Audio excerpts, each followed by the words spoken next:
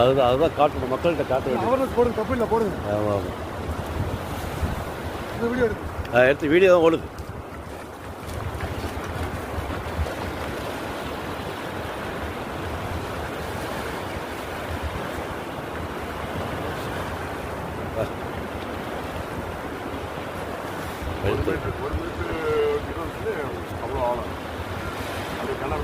கிணறு மாதிரியே இருக்கு. அப்படியே கிணறு மாதிரியே இருக்கு.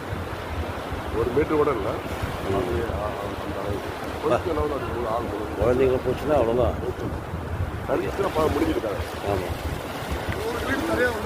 ரொம்ப இங்கே 5 மீட்டர்லேயே ஆழம் வந்துடுச்சு. அதனால் கடல் குளிக்க வரவங்க பாதுகாப்பாக குளிக்கணும்.